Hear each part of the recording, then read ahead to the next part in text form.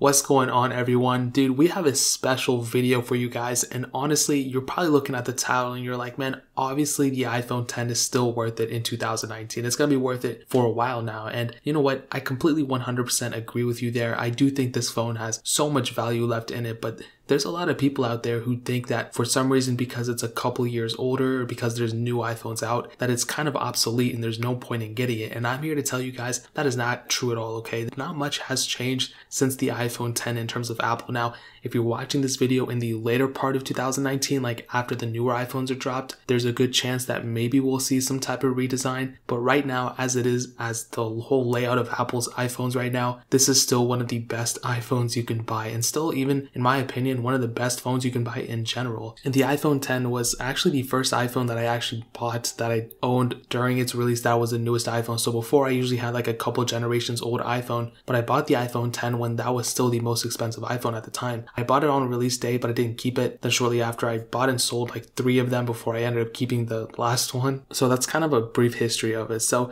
let's kind of take a step back, see what's changed everything since up to this point, and then looking at the forward of it and all that stuff. I didn't even speak English, but this thing came out in 2017. It's September, so it's not quite 2 years old yet. It will turn 2 years in September of this year, so kind of a little bit important thing to note. I'll definitely say that the build quality is one of the best things about this thing. Now, this is actually my main phone right now. I forgot to even mention that. This is the phone that I use every day. Whoever I talk to, this is where my main phone SIM is. This is where I talk to every single day. Funny enough, I still have the iPhone XR. I never returned it, but it is what it is. I'm not planning on returning it either. I'm keeping it. So I do think the iPhone 10 is better than the iPhone XR, but I'll get into that in a second as well. But it does have a Super AMOLED screen on the front. It's 5.8 inches, and I'll tell you like this, I think it's a pretty dope panel. I like it a lot. There's really nothing wrong with it. I think it's very good for what it is. I don't think it's the best thing ever. I've seen like the Galaxy Note 8 screen recently, and that thing is pretty intense. I think Samsung actually made this display too, but the Galaxy Note 8 screen is very, very good. But I'm not really too picky about it. I think this screen is perfectly fine for whatever I'm going to use it with. I think one of the best things about this phone is actually the size, because I'm one of those people where I was like, I would always go for the plus size variant of iPhones, but they really knocked it out of the ballpark with this specific device because it sits right in between the plus variant and the smaller variant, and that's kind of what I liked. I can still use this thing with one hand, but I don't feel like I'm using a small phone at all, and I don't feel like I'm like sacrificing anything. Even though there's like a bigger phone out there that I know of, I still like this phone a lot in terms of the size, and the build quality is perfectly fine too. One thing to keep in mind though is that Apple is still charging quite a bit of money to fix things. Like if you crack the glass back, it still costs a lot of money. And there's been some recent discoveries of some screen problems with some iPhone 10s, and I've experienced that with myself. If you remember that video I did with the green line on the iPhone screen, for some reason, I don't know what's going on with that, but that's kind of a big thing that changed within last year. And obviously we got iOS 12 and everything, but I've seen a lot of hardware things related to problems, but it's not the end of the world. A lot of phones are going to experience that, so, you know, like, we're not going to hold it against it if there's like a 0.001% of people affected by it. Now, that's kind of talking about the exterior. Obviously, no headphone jack, lightning port, all that good stuff. IP67, dust and water resistant, and that kind of covers up everything that's going on in the outside of it. Now, let's kind of delve deep and look at the inside of this phone. So, right now, like I said, it's running iOS 12.1.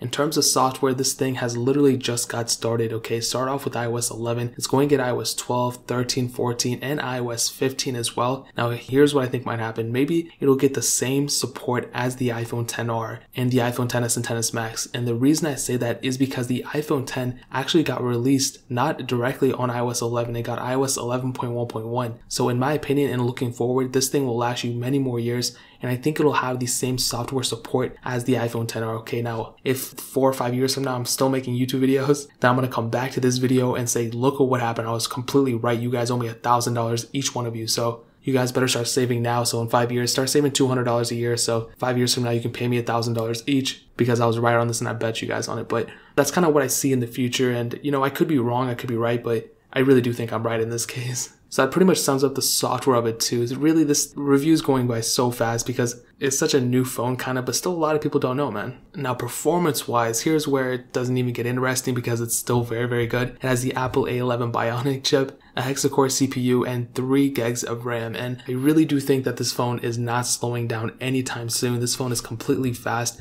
I use it every single day. I've compared it to every single iPhone. I compared it to the XS and XS Max. I compared it to the iPhone XR, and maybe the XS and XR are faster here and there, very, very slightly. But overall, you're going to still find very, very good performance performance on the iPhone 10, and it's not even a question. There's a lot of people I see even bragging sometimes that it's like, oh my god, I'm still using my iPhone 10 and I don't feel like it's slow, this and that. I'm like, what are you bragging about? Like, it's not even that old of a phone. If you had like an iPhone 6 or something, yeah, I'd kind of be shocked about it. But you have an iPhone 10, like this phone's still pretty expensive. So I do think that the iPhone 10 does have a lot of life left in it, and performance-wise, it runs perfectly fine. Really, the only issues I have are more software-based and not hardware-based, because sometimes I open an app and it crashes and this and that happens, and Apple's really taking their time with iOS 12 for some reason. They're not pushing updates out at all, which really sucks, and it's actually super annoying. I really wish they pushed more updates because I want my phone to be better than it is, but it is what it is, and I really do think that performance-wise, you're not going to run into any problems at all, and that kind of goes without saying with gaming and everything. I mean, like I said, overall performance on a 1.5-year-old phone is not going to be that bad. Even you have an Android or iPhone or a MacBook or whatever the case is, phones do depreciate pretty fast, but hardware wise, you can at least get like 2 to 3 years without this phone feeling slow at all. Now switching to the camera, okay, this is where things get not even that more interesting because it's still very, very good. It has two 12 megapixel sensors on the back and one camera on the front, obviously. And I'll tell you, the cameras on this thing are still killer. I mean, here's the great thing. You're not giving up on any features. You're still getting that telephoto lens. You can zoom twice as much into a photo. You have optical image stabilization on the main lens. You have portrait mode, studio lighting. You can shoot 4K videos at up to 60 frames per second. You can shoot 1080p videos at up to 240 frames per second. And I'm telling you right now, guys, I have absolutely no problems with this camera at all. I think it's very, very solid. I mean, I would rate this like a 10 out of 10. Like, I don't see anything that could be better than this. I mean, I know like the XS and XS Max and the Galaxy Note 9 and all these other phones are better, but like I say every single day, if you're not comparing this side by side to anything, you will not realize how slow this thing is or how much worse of a camera it is or whatever. And I say that about every single thing. So I'll tell you like this, the iPhone X's camera is still super solid. The front camera has 7 megapixels. You can shoot 1080p videos on it as well. And I think that camera is super, super good too. I mean, you can literally do anything you want to with this. I mean, these are the best cameras we have on the market right now. This, the Google Pixels, the iPhone XS, obviously, the Samsung Galaxy Note 9s. Those are the best cameras we have right now. And I'll be honest, the upgrade from the iPhone 10 to the XS, even in terms of anything, the battery life, the whatever, the camera quality, the performance, whatever, is very marginal, and it's not worth the price difference that's you're going to give when you switch to a phone from this. Now switching to the battery life, this is one thing where I kind of do wish it was a little bit better, but it's really not that big of a deal to me. It does have a 2716 mAh battery. It seems small, but as you use it, you realize you kind of get adapted to it. I want to kind of give it the benefit of the doubt because I use it personally, but I still have about like 100% battery life and battery health, so the battery hasn't degraded yet. I mean, it has, but not that much. But I usually get a full day out of it. Like, I find no problems with it. I do sometimes end the day with like 5 to 10% sometimes if I'm using it super heavy, or if I'm using a personal hotspot like all day, then yeah, my phone dies pretty quickly, but I feel like everyone's phone dies like that. Do I wish the battery life was better? Yeah, sometimes. I mean, it's not the best thing in the world, but I do find it pretty decent.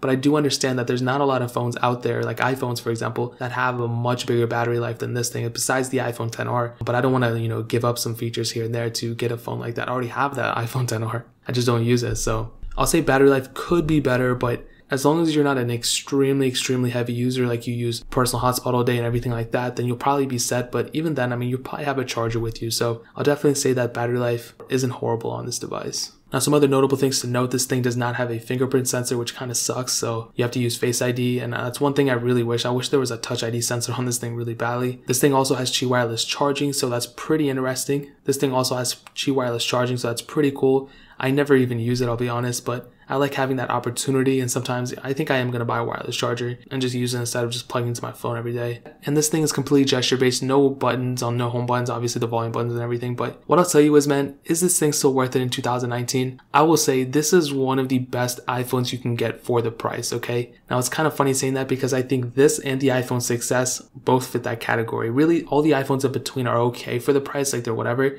But the iPhone 6s is the best bang for its buck. You can get that thing for like $100. You can use that, you'll be perfectly fine. But if you want to kind of step up to the more luxury route and go to more like the more bezel-less trend, the iPhone 10 is the best entry point ever, because not only do you get way more features than the iPhone XR, and you don't really give up like that much performance or whatever, but you can also on Amazon right now pick up an iPhone 10, a used one certified refurbished, for cheaper than an iPhone XR. And if I needed to get a new iPhone right now or whatever, I wouldn't even go the new route. I would go certified refurbished, and I would just buy an iPhone 10. That would probably be the best route to go because you'd be just getting so much of a value of a phone and you still get all those features and everything, and this is a very, very awesome phone. So what I'll tell you is this phone is completely 100% worth it. It's going to be worth it for many, many years to come.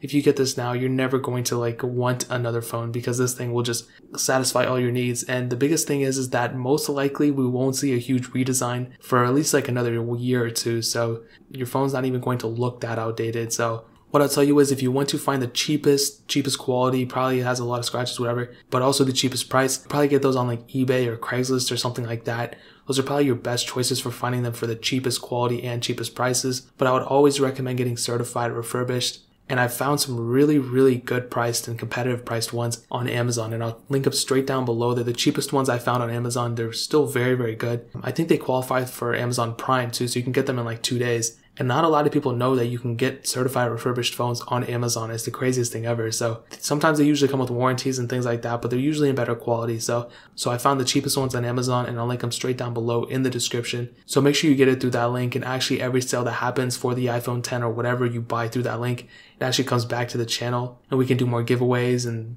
videos like this and everything like that. So, and it costs you no extra money. So I'd really, really appreciate that. But that is pretty much it. If you guys have any questions or anything like that, leave it down in the comment section below. Hit that like button. That'll mean so much. But definitely hit that subscribe button. Every single subscriber that we get really does count. So it'll mean so much if you guys can hit that. Also check out the other links down in the description as well. My Twitter, my Instagram, my second channel. All those links are linked down below. I'd really appreciate if you guys could check it out. But more importantly than everything else, I love every single one of you guys. Hopefully I'll catch you guys in the next video.